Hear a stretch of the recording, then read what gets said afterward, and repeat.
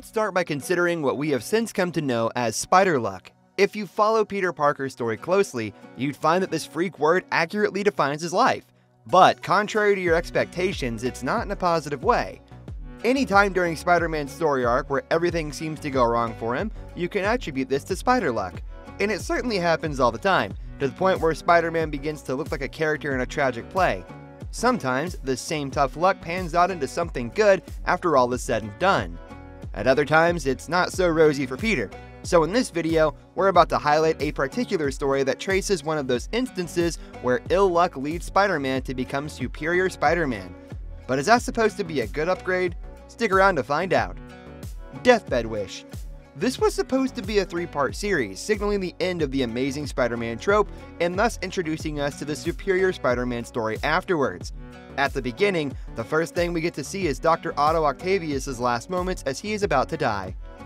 He is strapped to some life support system. His dying wish is to see Spider-Man face to face and perhaps apologize. So the Avengers arrange a meeting. They allow Spider-Man into the hospital prison cell where Otto lays dying. He calls Peter by name, and Peter answers, except that he is not really Peter. Otto says he is the original Peter, and what happens next surprises us. From their back and forth conversation, we get to understand that there has been a switch of consciousness. Peter Parker is in Otto's dying body, while Otto has assumed the role of Spider-Man. Did we blow your mind just then? I bet we did.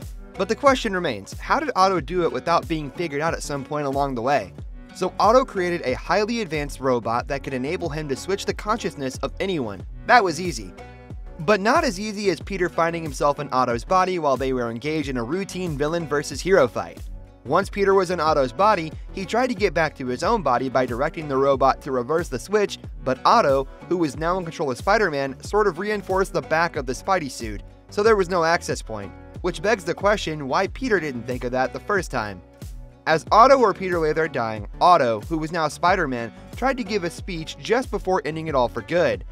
But there's a glimmer of hope that might come in handy later in the story. No spoiler alerts.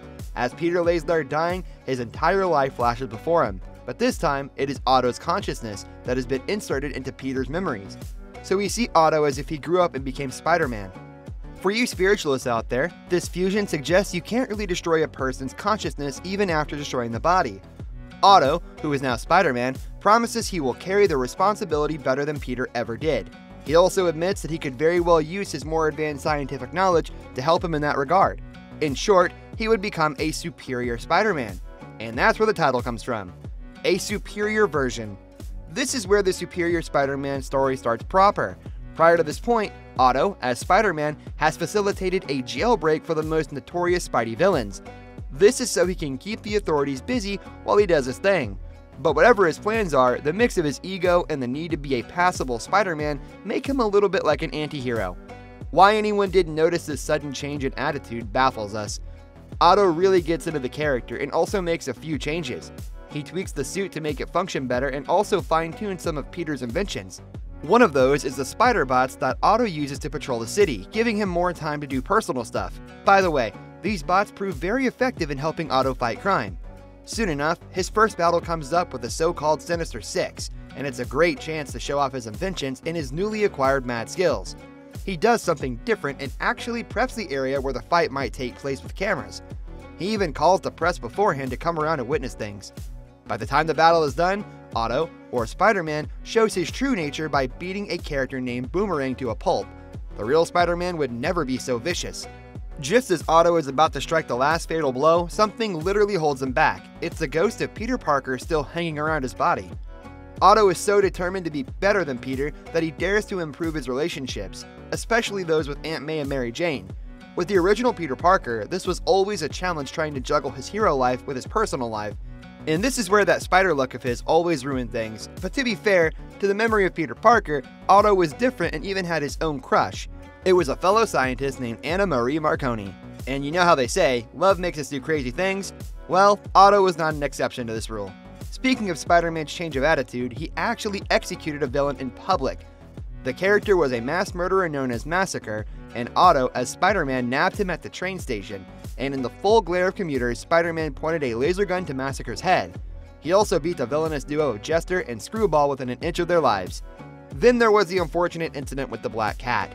Now, the whole city, which included the Avengers, started to pay closer attention. They put him on probation, but Otto wasn't too concerned because he had other plans. With a little tech headgear, he was able to locate the ghost of Peter Parker to once and for all destroy that last bit that still bothered him every now and then. But he would end up coming face to face with an entire multiverse of Spider-Man. The test of a lifetime. So an interdimensional event pulled Otto Spider-Man into the Spider-Verse, and he saw this as a chance to prove his worth as the most effective Spider-Man ever. Talk about seeing the cup half full. Otto Spider-Man led an attack against the Inheritors. These are a group of beings who eat any variant of Spider-Man they find across the multiverse for lunch. The battle turned out to be an epic fail, and Otto was blamed for it by none other than a clone of Peter Parker. Otto saw firsthand from this band of Spider-Man that heroism went deeper than putting on a suit, so he became jealous and even challenged the other Peter for the leadership of the group. Meanwhile, a character named Slick discovered a nuclear wasteland dimension where the Inheritors couldn't get to. The Spideys who remained alive after the battle moved there to lay low. While over there, they stumbled upon Uncle Ben Parker, who was supposed to be the resident Spider-Man for that dimension. Ben explains that Dr. Octavius had demanded a ransom or he would set off a nuclear bomb. But while his demands were being met, the bomb exploded prematurely, sending the world into a nuclear apocalypse.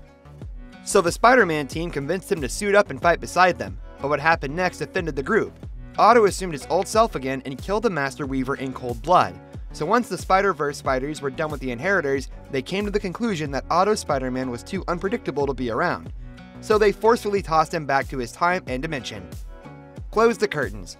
At this point, Superior Spider-Man has defeated the Sinister Six, the Vulture, and the Hobgoblin, among other villains, and so he thinks he's on a roll. But when Peter's former classmate, Flash Thompson, shows up, it becomes a problem. Ideally, Flash is supposed to be friends with Peter or Spider-Man. Flash is in fact the original host of the Venom symbiote. And the particular Venom who tries to hook up with Peter is known as Agent Venom, which means he's one of the good guys. But the reception given him by Otto Spider-Man is a bit harsh. He eventually imprisons Flash and tries to pull out the symbiote. But the symbiote cannot be tamed and jumps into Peter's body at the first opportunity. Mary Jane now calls in the Avengers to help contain this freak of nature. Mind you, it's Peter, Otto, and the Venom in one crazy hybrid form.